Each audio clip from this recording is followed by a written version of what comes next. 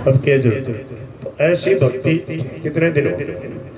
सकाम भक्ति ज्यादा नहीं चलती। हाँ, निष्काम भक्ति, प्रभु मेरे मैं प्रभु का मुझे सदा भजन करना, भगवान का जप करना, भगवान के मंदिर में जाना, पूजा आरती करना, भगवान का स्मरण करना। कामना वाला आदमी वो महाराज भगवान ने चकमू दे दो, भगवान ने कह के भी फिर नहीं करता।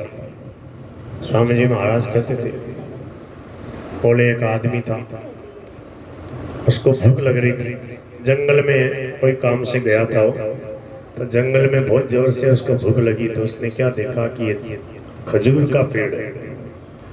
खजूर के पेड़ पे वो पके पके खजूर उसको दिखे। बोले भाई कले वो हो जासी जोर को।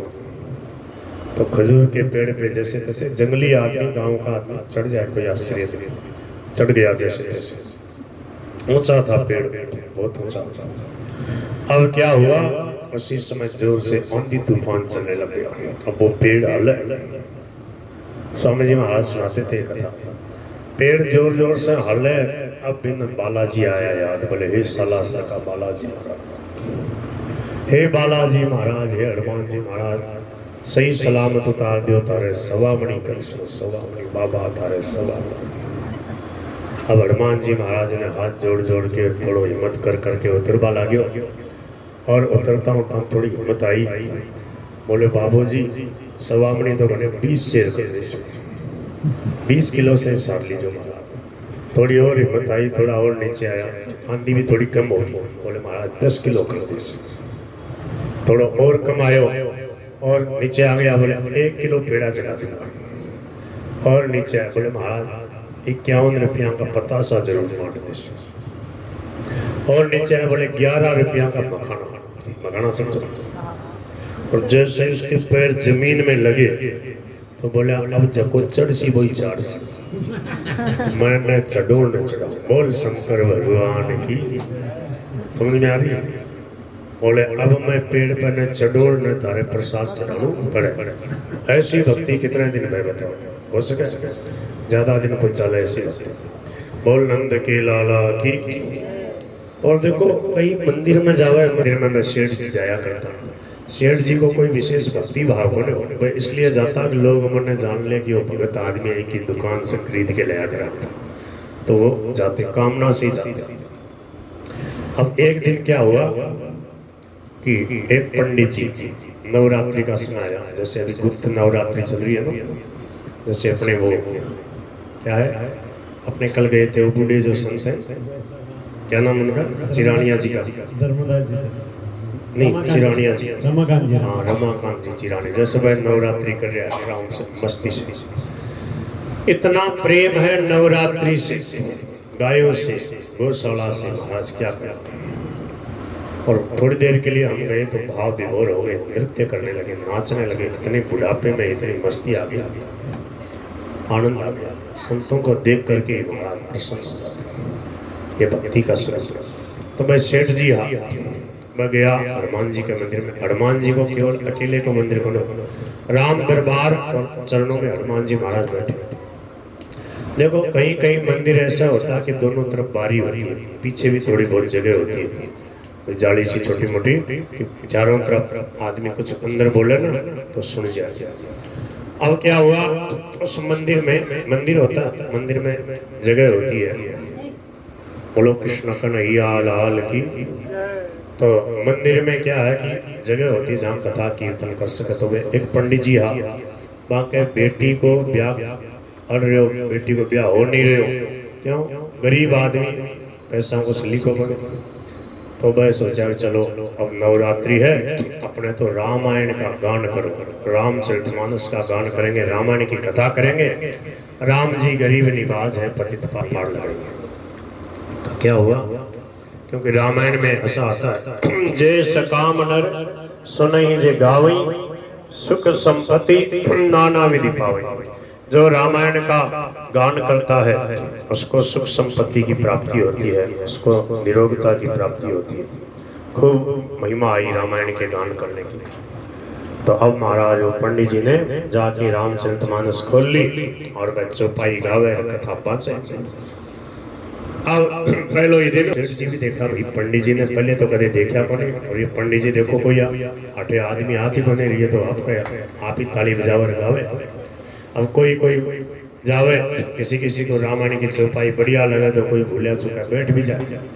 ऐसे करते करते 2 4 10 20 लोग बैठने लगे।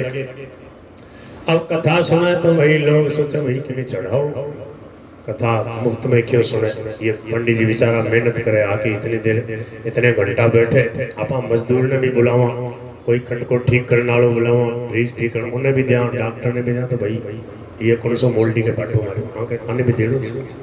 तो पुराने जमाने की बात, कोई 5 पैसा 10 पैसा 20 पैसा कोई बायदी चमनी हटी नहीं चला सका। ऐसे करके पंडित जी ने सोचा चलो सोई राम जैसी प्रभु की इच्छा। 2-3 दिन हो गया। अब क्या हुआ भाई, सेठ जी कथा उथा से कोई मतलब नहीं उनको, भाई आपको नियम पूरा करे। मंदिर में प्रणाम करके फेरी काट रहा भाई सेठ जी, तो अंदर बात करे राम जी हनुमान जी। तो राम जी बोले अरे हनुमान, बोले हाँ प्रभु।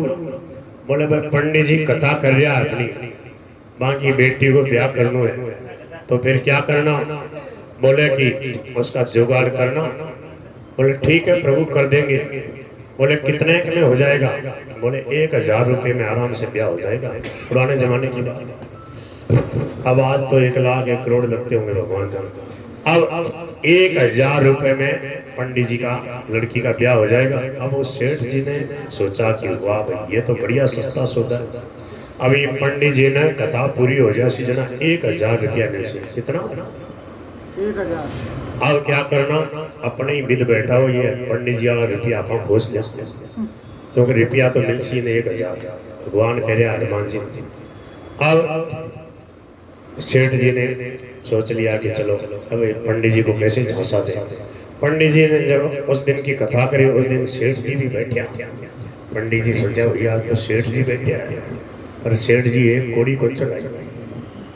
कथा होगी, प्रणाम करे। बोले पंडित जी और कैसे है। बोले ठीक है साहब। बोले कैसी हो रही है कथा। बोले ठीक है प्रभु की कृपा।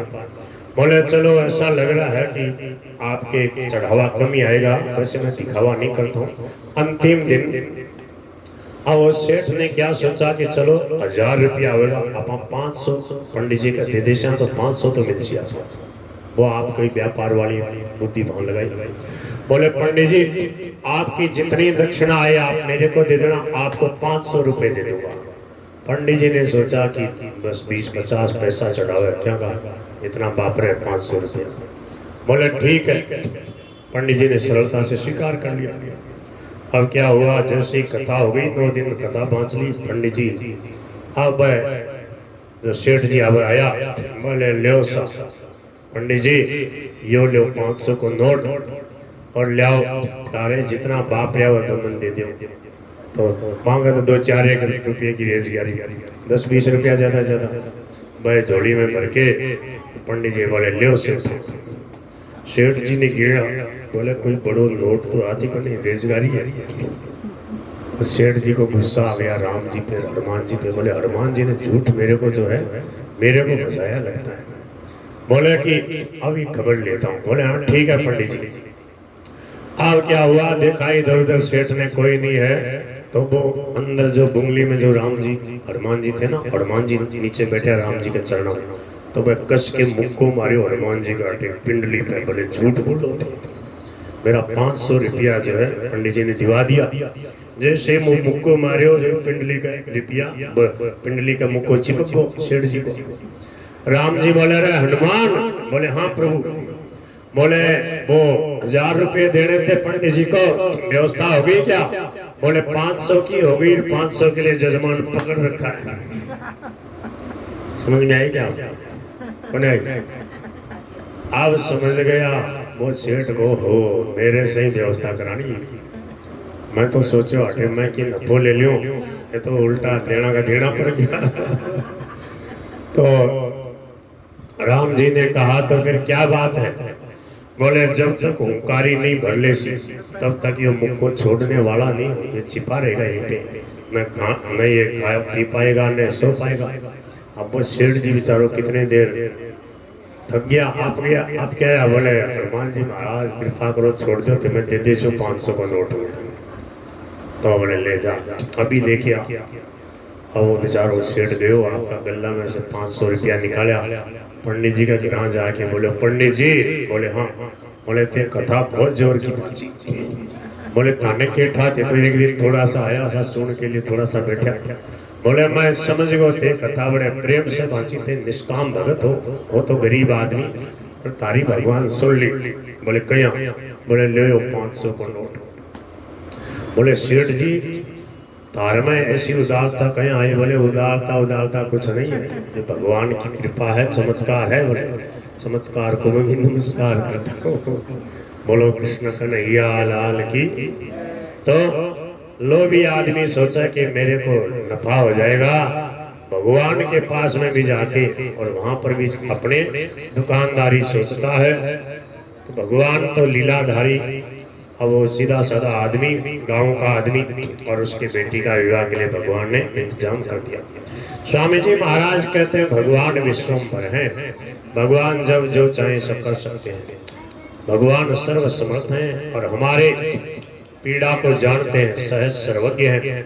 इसलिए ऐसे भगवान का आश्रय ले लें और भगवान प्यारे लगे भगवान का नाम प्यारा लगे इसके लिए भगवान से प्रार्थना करें। बोलो गिरधर गोपाल की।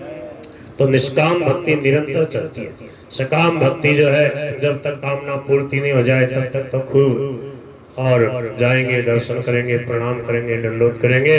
जैसे काम नहीं हुआ उसके बाद फिर जय राम जी। तो भीतर से भगवान से आत्मीयता होने पर वह भक्ति होती है जिस भक्ति की संत लोग याचना कर रहे हैं। कान्हा